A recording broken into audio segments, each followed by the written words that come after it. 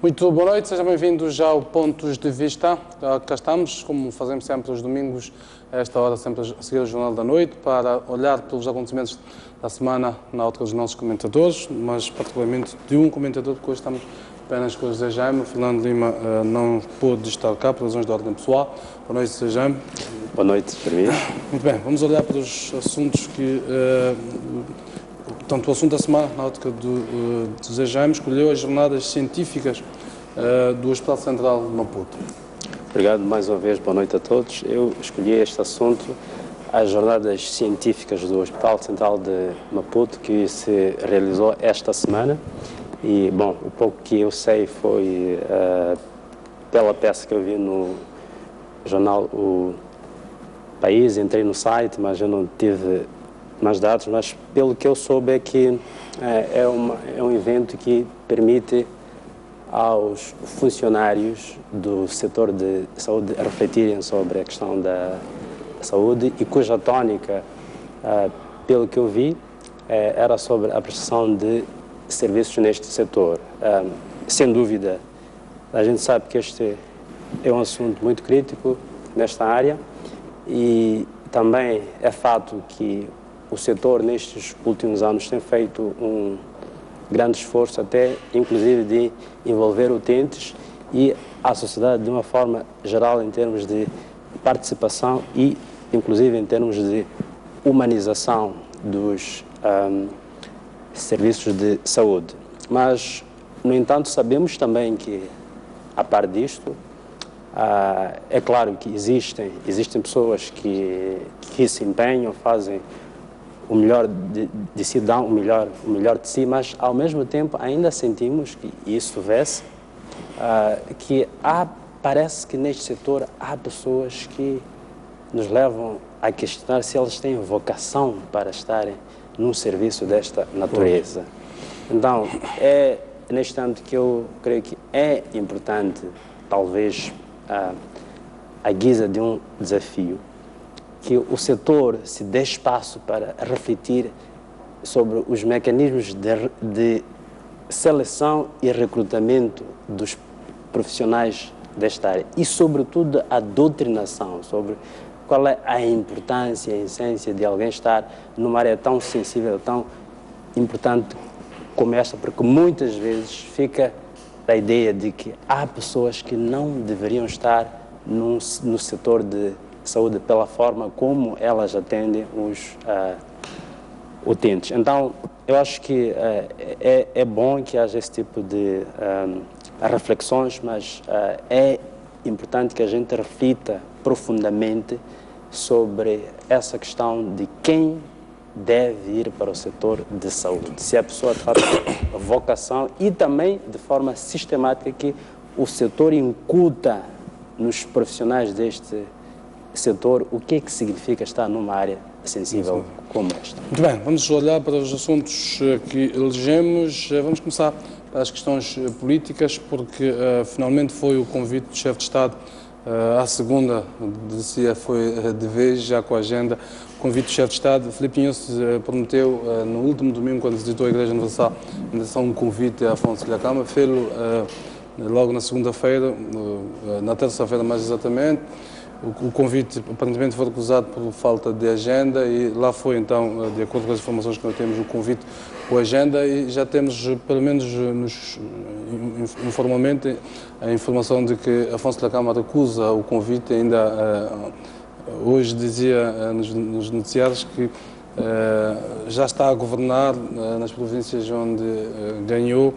Queria ver como é que olha esta crispação política e tende a subir de tom. Primeiro, dizer que pela entrevista do chefe de Estado, acho que foi dada ontem em Arara, fica claro que há, sem dúvida, uma intenção, uma vontade de que haja este encontro e que, sobretudo, que haja uma solução para o problema da paz, de uma forma geral. Eu ao menos sinto algum lado genuíno por parte do chefe de Estado quando fala deste assunto.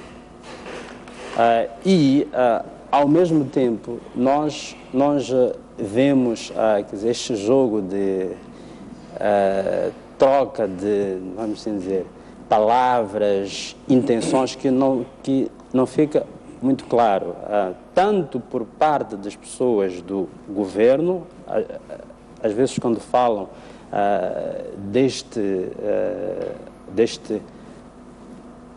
assunto, principalmente quando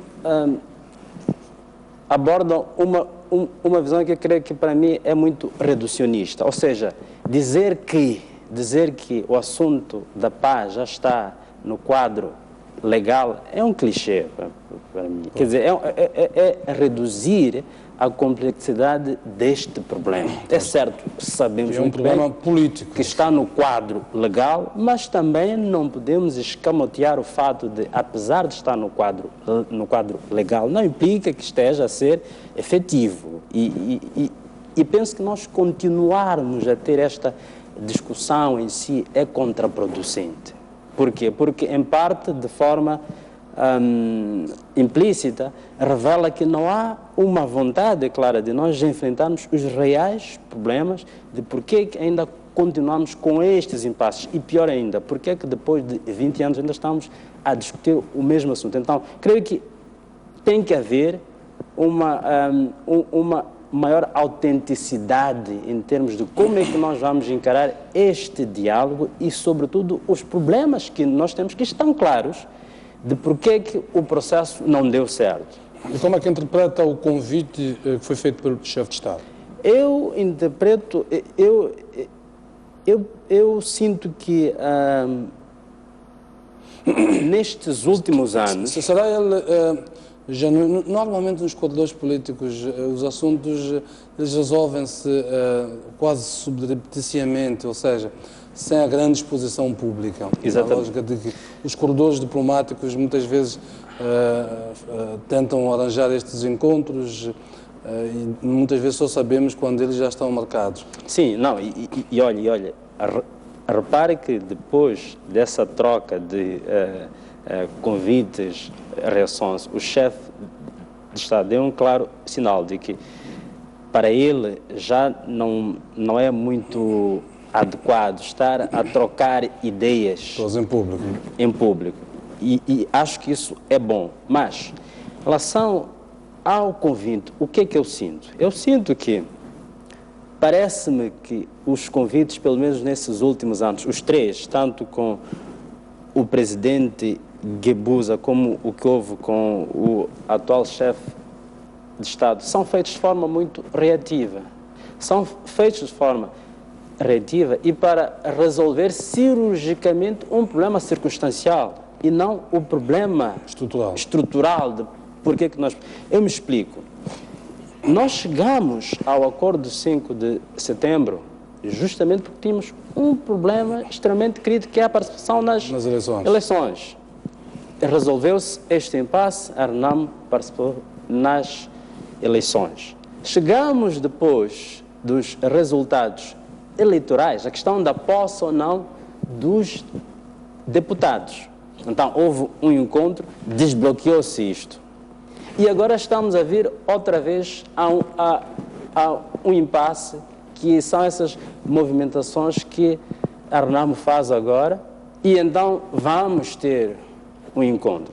A minha questão é a seguinte: por que que nós temos que chegar a um nível crítico em termos de conflito, em termos de crispação, para termos um encontro? Será que não é possível nós termos um encontro definitivo? E este encontro definitivo depende daquilo que eu disse antes, o reconhecimento de que está claro que o acordo geral de paz não está a dar certo na plenitude com que ele se pensou originalmente. Então, em consequência disso, seria importante que nós tivéssemos um encontro que seja definitivo e que não seja um encontro que, coincidentemente ou não, ele ocorre sempre que o conflito atinge um nível crítico. Sempre há alguma radicalização por parte da força da Câmara, há, digamos, uma predisposição para encontrar. Mas eu perguntava, do ponto de vista estratégico,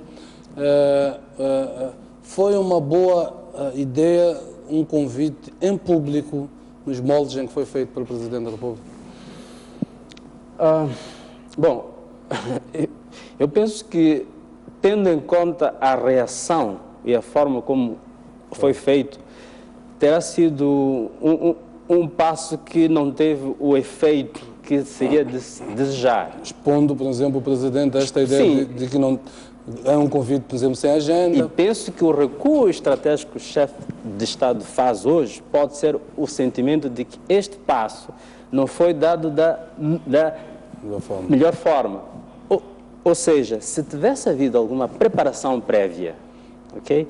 E que existisse alguma agenda consistente, e também o lugar onde foi anunciado, não me parece que tenha sido um bom timing, um bom ambiente, e creio que, neste sentido, acho que terá havido alguma falha no chefe de Estado, no timing de ter deixado as coisas chegar a este ponto e também na forma como vai-se arrastando o diálogo no centro de conferência Joaquim Chissano. Então, eu te posso colocar a pergunta de outra forma. Seria um convite para a opinião pública ouvir e comentar, portanto, mais para a opinião pública ouvir e comentar, e menos para os propósitos de um verdadeiro encontro? Seria nessa perspectiva, numa lógica de que desde os encontros de fevereiro o Presidente tem reiterado, digamos, a sua predisposição para a paz, mas nunca foram apresentados, digamos, caminhos inequívocos de que é esta a vontade das partes. Não. E seria uma espécie de uma estratégia de marketing do Presidente, deixe eu convidar e ele que se recuse, a opinião pública vai dizer que o problema está daquele lado, não do meu lado. Olha, se for estratégia de marketing, é muito mal pensada, por uma razão muito simples, é que neste momento existe a componente militar que parece que vai tendo a sua dinâmica, claro que não é muito pública ela, e não sabe muito bem o que é que está para todos os efeitos parece estar subjacente, mas ela existe, uma está ideia lá. de preparação. Confrontações existem, é um fato, é um fato. Agora, o chefe de Estado vir a um momento em que as coisas parecem que está a chegar a um outro nível, como nós, aliás, comentámos na semana passada, quer dizer, não me parece que vai ter grandes ganhos em termos de marketing em relação a isso. E menos ainda pela reação que o presidente da Arnamo teve. Ou seja, se ele tivesse aceitado, era uma coisa. Mas como ele não o fez, então mostra que essa estratégia pode não ter sido bem sucedida. Agora, tudo isto, no meu entender, passa pelo fato de parece não ter havido uma preparação para o próprio convite, de tal modo que a forma como foi feito permitiu que o presidente da Arnamo reagisse da forma como ele o fez. Ridicularizando de alguma maneira a figura do próprio chefe de Estado, Sim. chamando...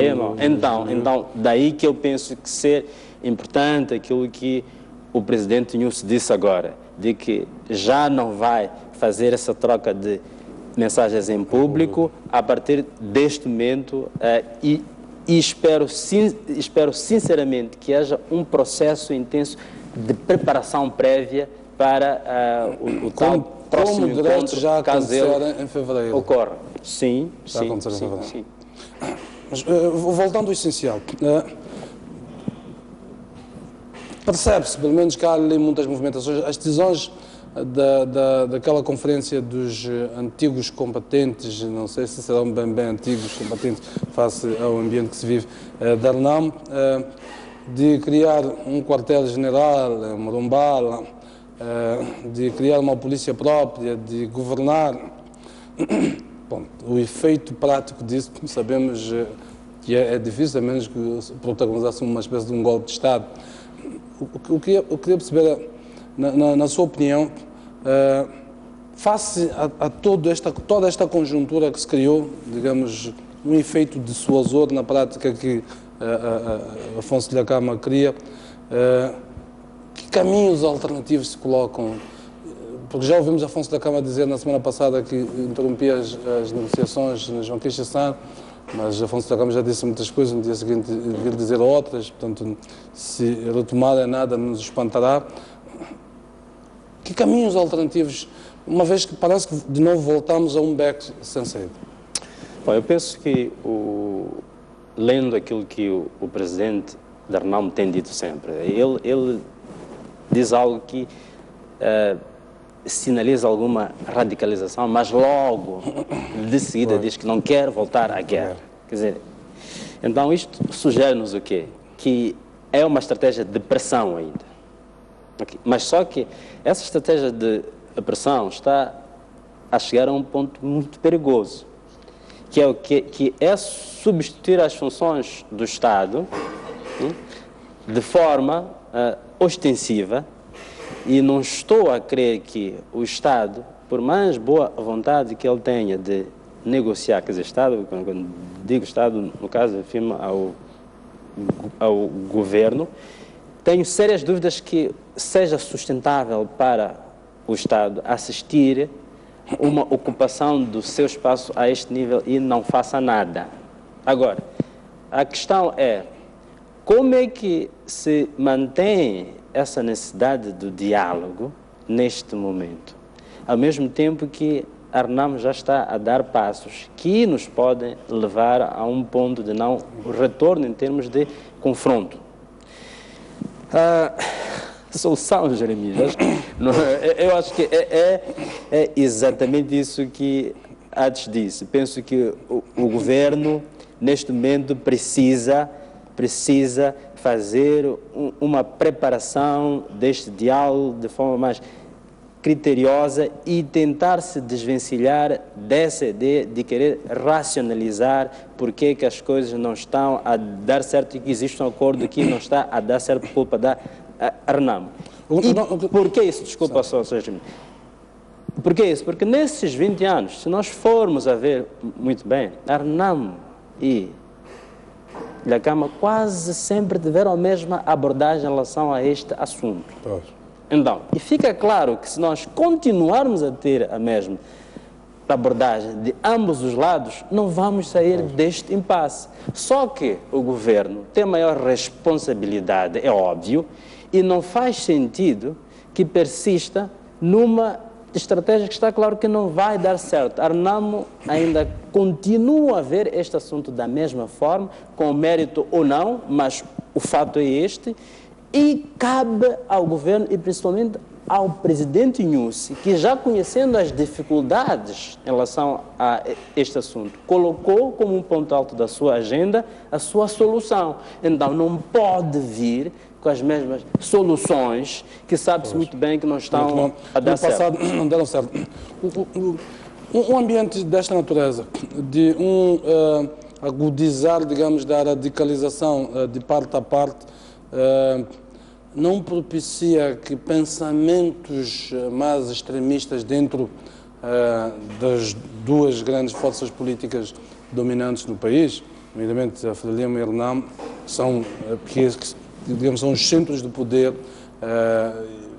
para toda esta crise que nós estamos a assistir, não propicia que estas forças internas, são forças, pensamentos que estão dentro dos partidos, que existem em todos os partidos, mas particularmente nestes dois partidos de radicalização, no sentido de nos levar a situações que nós já assistimos não há muito tempo e que não resolveram o assunto nisto. Eu digo isto porque ouvi uma entrevista do secretário-geral da Associação dos Antigos Combatentes da Frelimo na RDP esta semana, em que claramente radicalizava posições face a isto. Portanto, e acredito que também dentro da RNAM haverá forças de confrontação interna que apontem para, vamos lá ocupar, como vimos na semana passada, após a reunião dos combatentes, vamos ocupar as províncias que ganhamos, vamos formar forças militares. Ouvimos Afonso da Cama dizer que é escoraçado pelos administradores. Ou seja, este jogo interno, se estas forças vingarem, que tipo de consequências é que podemos ter? Não, radicais em todos os lados sempre existem. Isto Isto é um fato. Pois a possibilidade de vingarem dentro das forças políticas. Olha, é difícil dizer. É difícil dizer. O que talvez nós tenhamos que olhar é o que é que dizem as lideranças em relação ao processo em si. Pois, que estão predispostas para o diálogo. Sim, quer dizer, retirando estas manifestações de radicalização, na essência, as lideranças parece que têm alguma intenção de moderação. Agora, havendo alguma radicalização fora destas intenções, para mim, significaria uma coisa, significaria o enfraquecimento das duas lideranças. E isto não é só crítico sob o ponto de vista deste confronto em si, mas é crítico sob o ponto de vista de governação. Porque se estes líderes não estão a conseguir passar aquilo que é o seu projeto político aos seus liderados, para mim isto é seria sinal de um sério problema de liderança nas duas principais forças. E havendo esse sério problema de liderança, tendo em conta que são forças que, por terem uma base de apoio muito ampla e, portanto, uma certa diversidade, isto pode significar alguma fragmentação interna. E esta fragmentação interna, no meu entender, traz muitos riscos sob o ponto de vista de estabilidade. Então, em síntese, acho que, havendo alguma ação que esteja para além do que os líderes dizem, é muito crítico sob o ponto de vista da nossa estabilidade. Usando uma linguagem mais popular, Dhlakama está a testar Nyusi pela primeira vez, depois de uma entrada de sorrisos, de cumplicidade, ou pelo menos para a fotografia, depois dos dois encontros de fevereiro. Parece que chegou o momento de um verdadeiro teste à capacidade de liderança do atual presidente de lidar, estou a referir, face às crises. Portanto, que é a primeira vez, pelo menos na direção do Estado, está a lidar com uma crise numa perspectiva mais extrema como é agora. Como é que olha, que perspectivas é que tem da forma como o presidente se sai desta?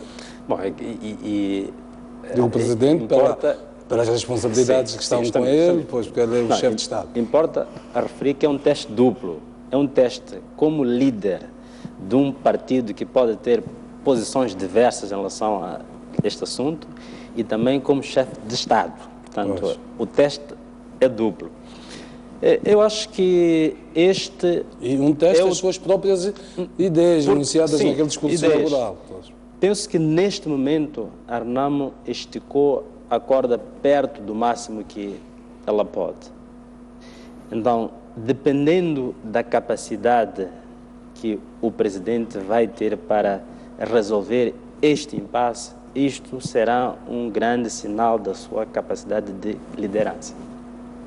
Então, eu penso que a forma como o presidente vai conseguir desanuviar este clima e fazer reverter as intenções que a Renamo tem agora, eu penso que é um dos principais testes de liderança que o presidente Nyusi vai ter no seu mandato.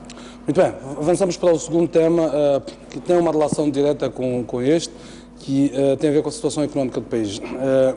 Há vários sintomas relacionados com este assunto e demais, e eventualmente demais outros. O que é certo é que a economia não tem estado a responder favoravelmente.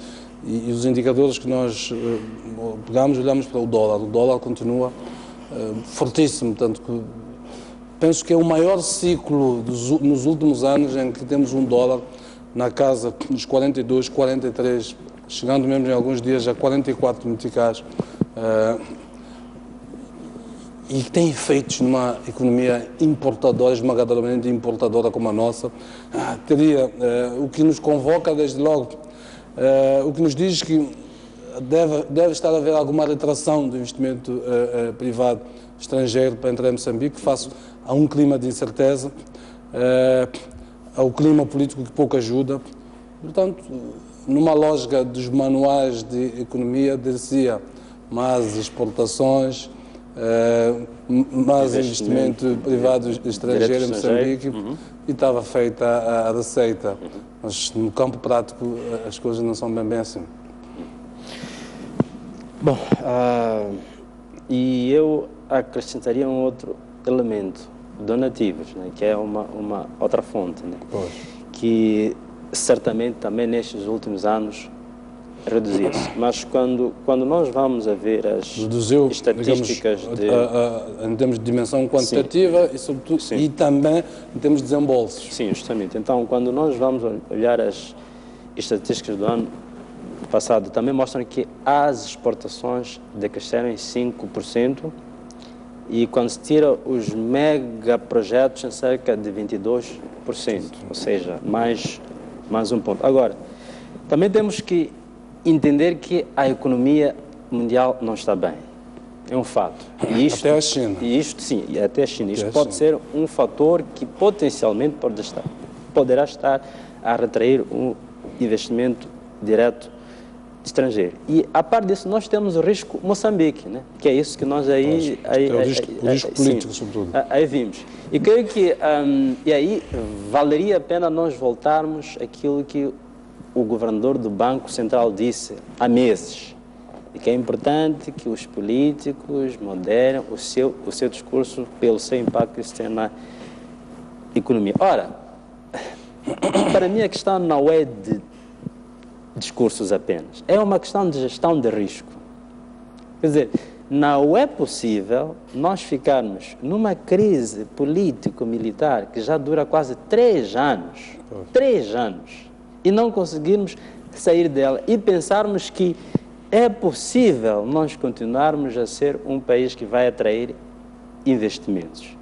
E o que vai acontecer com os sinais preocupantes da situação econômica internacional é que nós podemos entrar também numa crise econômica. Então, além da crise política que nós vamos ter que gerir, ainda podemos ter que gerir uma crise econômica. Agora, a questão é, qual é o pensamento dos nossos políticos e, sobretudo, do governo? Porque aqui é preciso termos em conta uma coisa.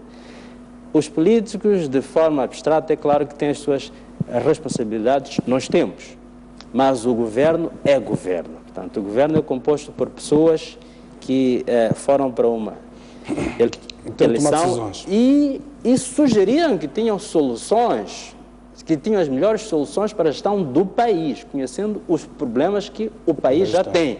Portanto, eu creio que é importante pensar estes assuntos de gestão econômica de uma forma integrada. Não se pode dissociar os riscos econômicos dos riscos políticos e sociais que nós temos. E neste momento, creio que, em função do que, aliás, nós estávamos há pouco aqui,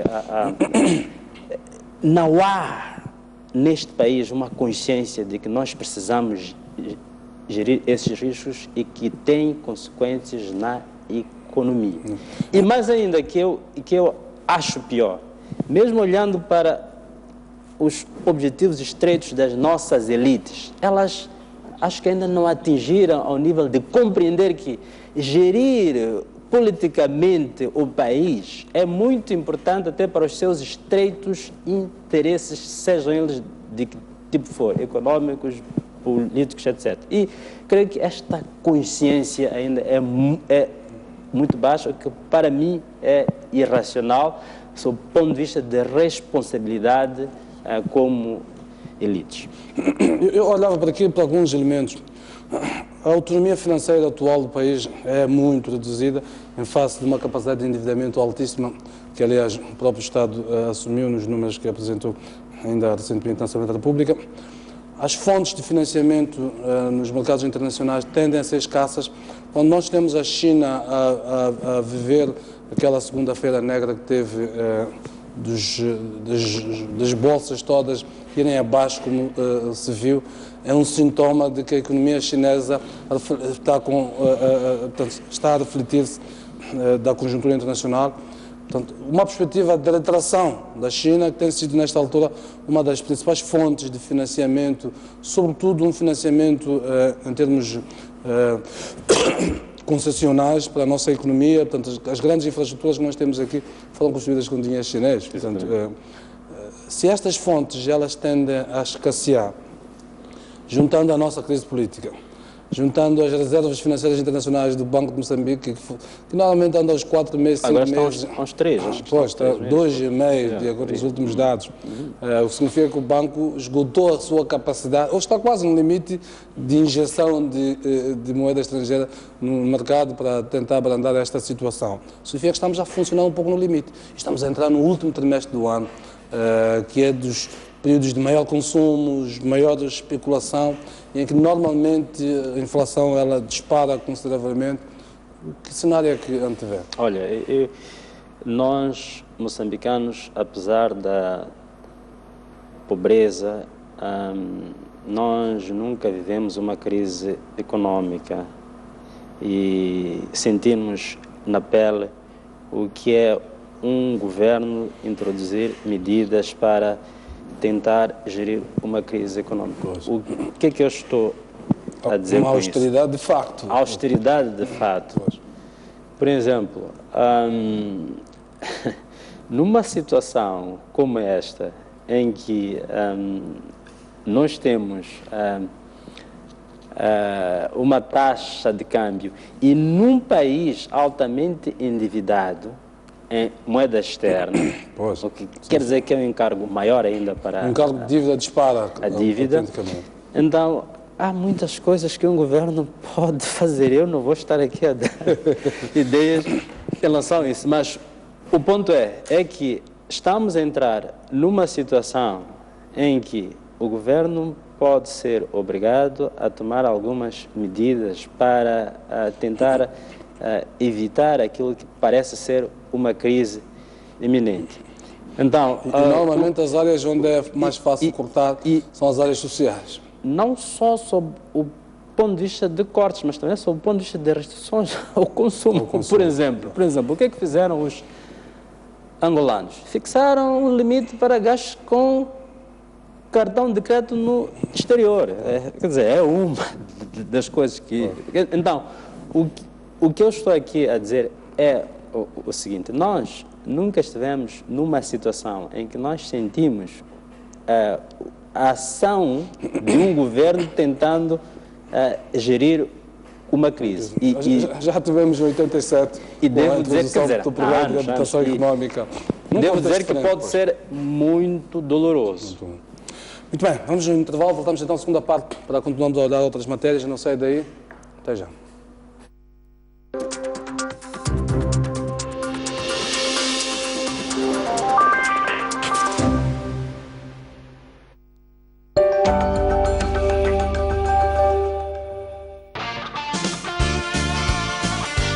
Conversas Soltas, um espaço de entrevista dedicado a diversos temas da nossa sociedade, com figuras de destaque. Neste espaço, a conversa é informal. Afinal, o que é um artista?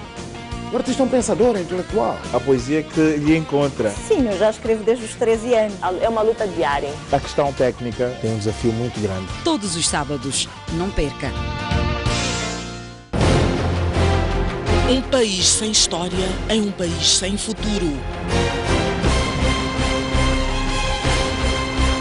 Um mundo sem referências é um mundo sem norte.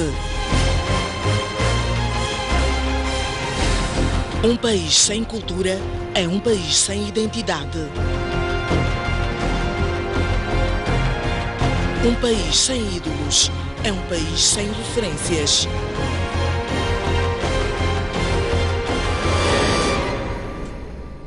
Uma criança e um jovem desapareceram nas águas da Praia do Inos, aqui na cidade de Pemba.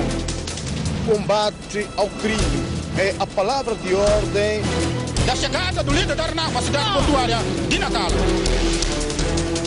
Davis Mango deixou ficar as seguintes considerações. A partir da cidade da Beira e com imagens de Manel Chicava.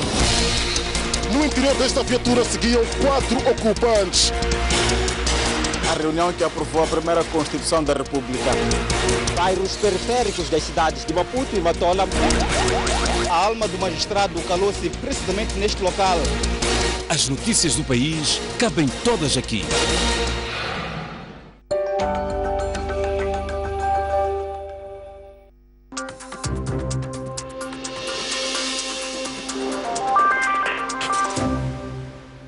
Estamos já na segunda parte deste Pontos de Vista. Vamos continuar a olhar outras matérias aqui com o José Jaime. José Jaime, esta semana tivemos mais uma morte macabra, o assassinato do jornalista Paulo Machava, agora na última sexta-feira. Queria ouvir o seu comentário relativamente a isto. E parece que vivemos ciclos de assassinatos desta natureza. Qual é o comentário que lhe merece este assim? Bom, espero que mais uma vez não seja um desses casos que nos pedem serenidade, que o caso vai ser explicado e acaba não sendo explicado. Isto a mim preocupa-me por várias razões. A primeira é que não fica bem para um Estado não esclarecer os crimes. Principalmente crimes, quer dizer, de princípio todos os crimes devem ser esclarecidos. Mas os crimes que envolvem figuras com uma certa exposição pública, não esclarecê-los é muito crítico. Por quê? Porque levantam uma onda de especulações sobre quais teriam sido as razões para esses crimes, e aliás, como é este o caso, que já existem várias teses em relação a isso. E pode ser apenas um crime de natureza pessoal, mas já aqui, quer dizer, e até há gente que chega a... Mas é crime para todos os efeitos. A ligar este crime ao caso do julgamento do Carlos Nuno Castelo Branco e o Mbanzi. Então, mas estas ligações são feitas por quê? São feitas porque simplesmente os crimes não são esclarecidos. Isto é mau. Isto é mau porque cria-se uma ideia de que as pessoas podem ser mortas sem que ninguém faça nada. Ou seja, a segurança, tanto minha e tua, não é porque nós temos um Estado que está aí para proteger-nos, não. É porque ninguém não nos quis fazer mal. Isto é mau. A ideia de que se até figuras mediáticas elas são assassinadas barbaramente, portanto, o que é que será do cidadão comum que não tem nome, não tem grande exposição? E não fica bem para um Estado que os cidadãos sintam que podem ser vítimas da violência sem que o Estado faça algo. Quer dizer, não estou a dizer que o Estado é capaz de impedir que os crimes ocorram, mas esclarecer os crimes e punir as pessoas que estão envolvidas nesses crimes é extremamente importante sob o ponto de vista da confiança que as pessoas têm em relação ao Estado e sob o ponto de vista da legitimidade do Estado. Quer dizer, um Estado que não consegue garantir segurança é um Estado fraco. É um Estado que as pessoas olham de uma forma em que não estarão muito dispostas a aceitar aquilo que este Estado diz. E veja que, por causa disso, por exemplo, o presidente da Renamo já começou a fazer as suas ligações em relação a isto. Quer dizer, então, e isto implica que o Estado que não vai resolver crimes deste tipo é um Estado fraco.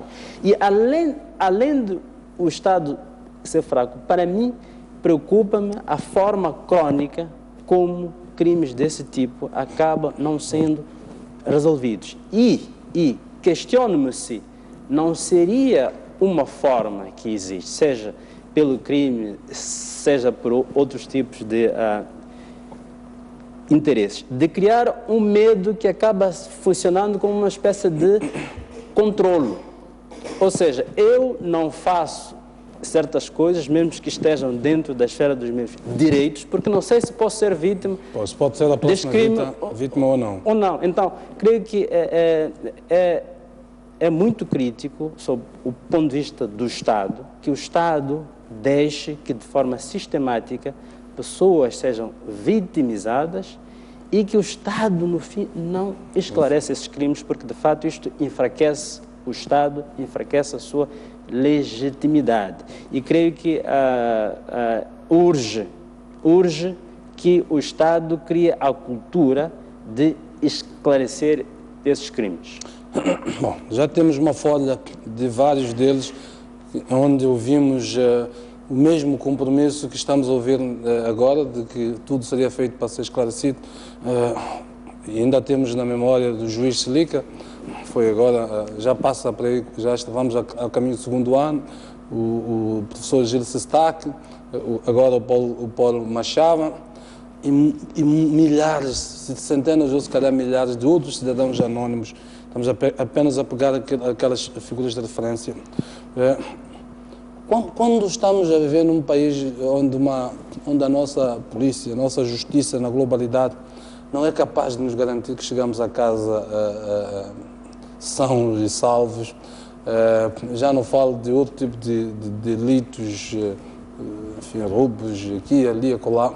Nós falamos de ceifar a vida a uma voz, um jornalista na prática é uma voz. Sim, ele amplifica, portanto, a outras vozes da sociedade.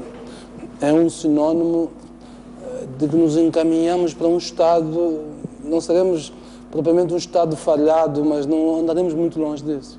É um Estado fraco, mas como eu antes disse, eu acho que nós temos que ir um pouco mais a fundo em relação a este ponto e nos questionarmos se o não esclarecimento dos crimes não será uma forma de controle, seja pelas redes de crime, seja por alguns interesses políticos, porque nós não sabemos qual foi a causa do crime. Então nós vamos nos limitar a nós mesmos. Ou seja, um crime tão imprevisível e tão inexplicável como este pode funcionar como uma forma efetiva de controle. Por quê? Porque até pela forma como vamos nos autocensurar. Até pela forma como nós não sabemos qual é a causa. Até pela forma como ocorreu, um crime perpetrado de manhã, com 4 tiros de uma AKM, claramente uma premeditação. Portanto, e o que é que pode estar por detrás de alguém querer matar outra pessoa de manhã, com 4 armas, com 4 balas de uma AKM? Exato. Então aí há uma intencionalidade clara que nos faz refletir se nós não somos potenciais vítimas. E penso que é este sentimento que este tipo de crime cria em nós, este tipo de violência cria em nós, de que nós podemos ser potencialmente vítimas por eventualmente pormos em causa algum tipo de interesses que funciona como um mecanismo efetivo de controle, porque nós mesmos vamos nos retrair em relação a certos assuntos, ou lá o que for, então torna-se uma forma eficaz. Então, creio que por causa disso é perverso que o Estado insista em não esclarecer esses crimes. Ou seja, é mau que o Estado apenas diga que faz coisas em relação a esses crimes e, no fim, não esclarece, não puna as pessoas que estão envolvidas nesses crimes. E isto, como bem disse, acaba enfraquecendo o Estado. Por quê? Porque as pessoas perdem a confiança no Estado, porque elas sentem que esse Estado não os protege. Isso é mau para o Estado. Já temos uma guerra, ou pelo menos um ambiente político mal resolvido, como tivemos a ocasião de falar aqui, mas estes casos e toda a repercussão internacional que está a ter, a repercussão nacional em primeiro lugar, porque estamos todos nós a sentir-nos intimidados face a isto, mas sobretudo depois a repercussão internacional, a imagem que se vai construindo do nosso país, de um país de instabilidade política, de um país crime violento, de crime violento por via de raptos, por via de assassinatos, toda esta conjugação não é um tiro no pé, portanto estamos a dar nós próprios. Quer dizer, para mim, o maior tiro no pé que há nisto tudo é quando ouço pronunciamentos de pessoas que dizem que nós temos que projetar uma boa imagem ao país lá fora. A projeção da boa imagem tem que ser com base em fatos. Quer dizer, por mais que eu e tu falemos coisas boas, há fatos. E esses fatos acabam prejudicando a imagem do país. É a responsabilidade de quem governa este país garantir que o país não projeta uma má imagem. Portanto, a existência de crimes desse tipo, existência e persistência de crimes deste tipo é um problema de segurança grave. E é um problema de justiça grave, porque são crimes que depois não vão ser esclarecidos, são crimes que depois os responsáveis não são julgados, não são punidos. Então, esta boa imagem que o país deve projetar lá fora deve começar pela boa governação que nós fazemos aqui dentro e não a sacar responsabilidades às pessoas que de forma espontânea, aleatória, falam sobre aquilo que elas vivem em relação ao seu próprio país. Então, para mim, quando ouço alguém a dizer isso, acho que é uma tentativa de escamotear a nossa realidade. Acho que, acima de tudo, nós todos temos que nos esforçar para criarmos uma boa imagem de nós mesmos e com atos específicos e eu já tinha enumerado aqui uma série de factos e tínhamos esquecido ainda de um relacionado também com os jornalistas. Amanhã vai haver então o julgamento, o início do julgamento, os jornalistas Fernando Veloso, Fernando Banz e ao académico Nuno Castelo Branco, por aquilo que se pode considerar o delito de opinião. Portanto, vamos acompanhar toda esta conjugação de elementos que, do ponto de vista de repercussão nacional, sobretudo internacional, está a ter uma enorme repercussão que não abona para o nosso país na forma como isto está a acontecer. Vamos avançar então para outras matérias. Esta semana, a Vice-Ministra dos Transportes e Comunicações anunciou então que o Governo já não vai cumprir o prazo que tinha dado para o registro dos cartões de telemóveis e que, portanto, o prazo foi adiado novamente, aparentemente desta vez já sem data. Primeiro tinha sido um mês que o novo Ministro, Engenheiro Carlos Mesquita, tinha dado, um mês para quem tomou posse em janeiro, portanto, fevereiro já terminava, e de fevereiro para cá já passou praticamente meio ano. Será isto, de alguma maneira, uma consequência de decisões por impulso? Quando nós chegamos a algum lugar, queremos sempre impressionar que somos nós, os outros que estavam lá sabem menos do que nós daquilo que estava acontecendo.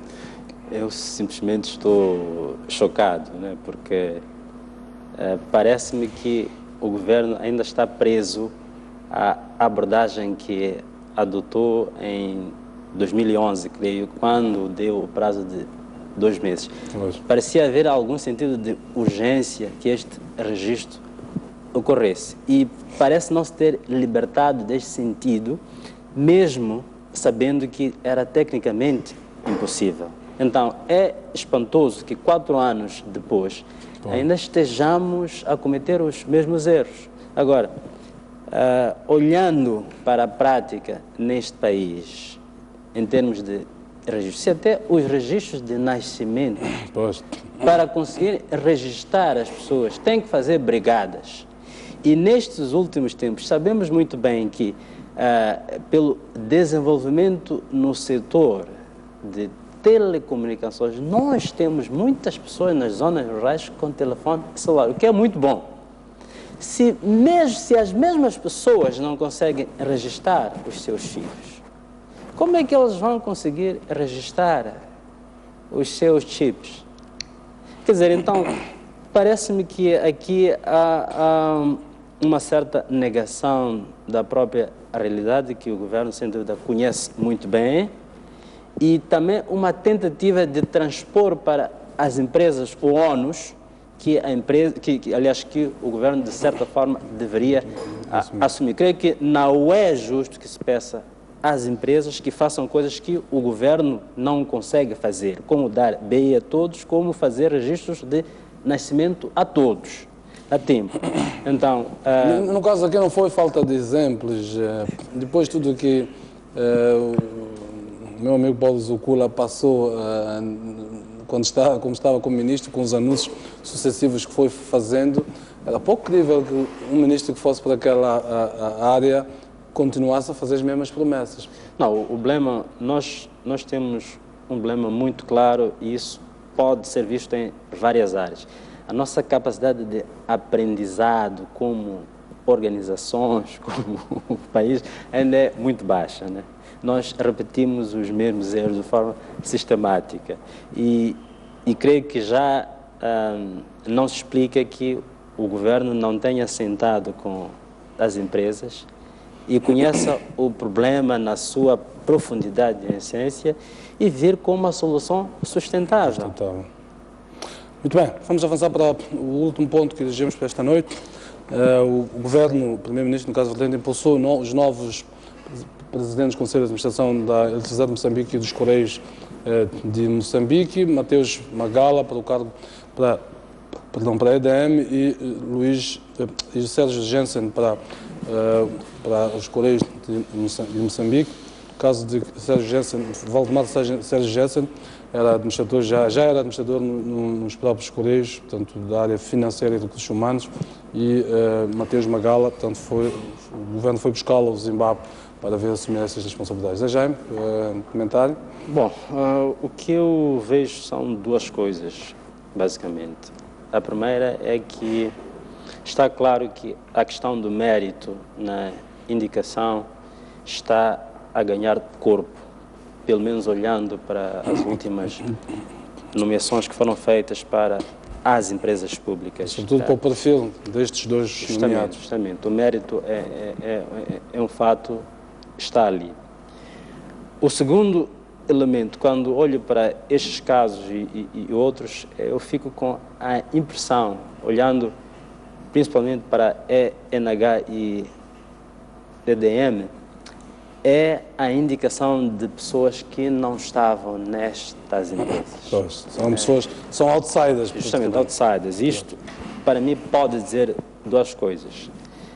A primeira, que é óbvia, é que, sem dúvida, alguém que eventualmente possa ser visto como a pessoa indicada para, em termos de sua sintonia com o novo elenco. Mas, além disto, também pode estar a sintonizar que é preciso ter alguém de fora em situações em que é importante introduzir mudanças profundas. Então, nada melhor do que alguém que ainda não está, vamos assim dizer, preso dentro daquela lógica interna, ambiente interno. Sim, para que tenha a liberdade suficiente para introduzir mudanças profundas. E olhando para o caso da ENH e EDM, que são empresas extremamente estratégicas quando nós olhamos para a estratégia de desenvolvimento econômico nos próximos tempos. Então, são empresas do setor energético. E é exatamente nessas em que nós estamos a ver outsiders.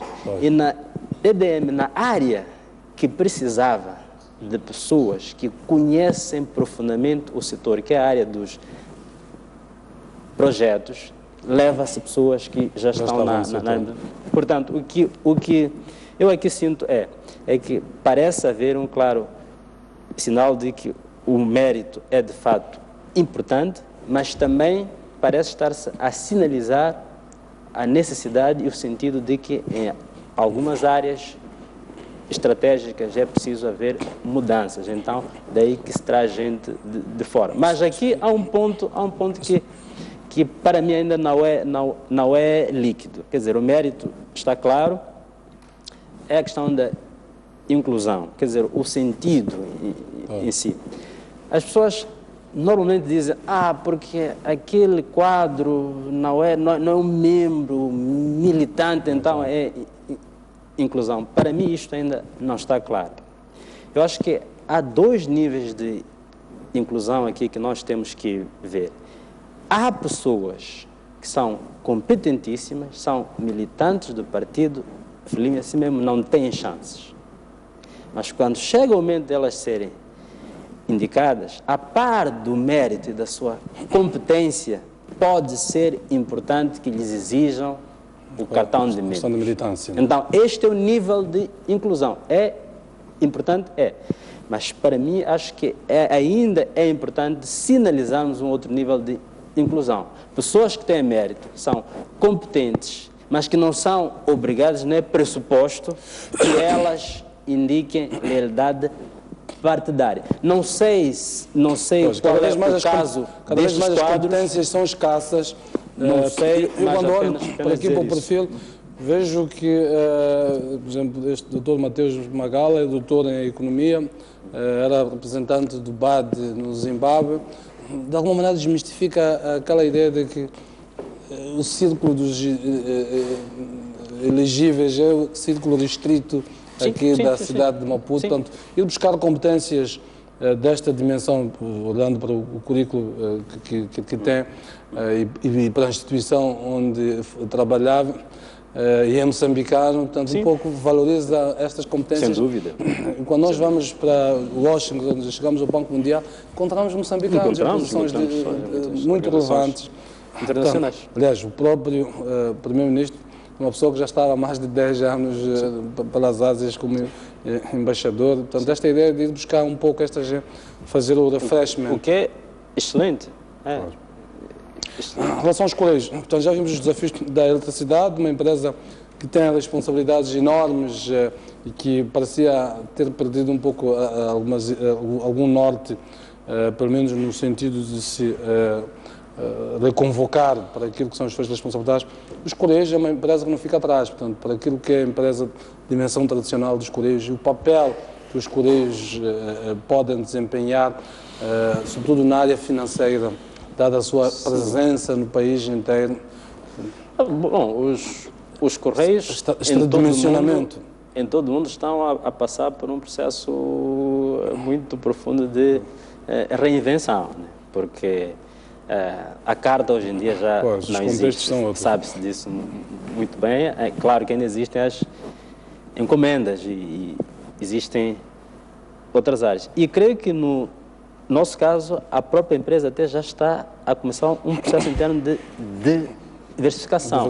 Tanto mais que deve ter uma empresa e tal, sim, essa também. Então, eu creio que o grande desafio é justamente esse. Como é que uma empresa que nas suas áreas tradicionais está a enfrentar um grande desafio, ela pode se reinventar e continuar a ser relevante e provavelmente explorando novas áreas. Então, acho que, como disse, eu não tenho muitos dados em relação ao Dr. Jensen, no caso, mas, creio que, sendo um quadro da área, já é bom porque, ao menos, sabe quais são os desafios existentes. Uma nova estratégia corporativa que deve existir em 3 meses. Pois, então é um grande desafio. Já lançou este desafio que foi colocado pelo Governo. Sejam, quero agradecer aqui, vamos terminar mesmo por aqui o nosso programa. Vamos então marcar um novo encontro para a próxima semana. Os nossos telespectadores também nos despedimos, marcando já um novo encontro para o próximo domingo aqui neste espaço. Boa noite e uma boa semana de trabalho para todos.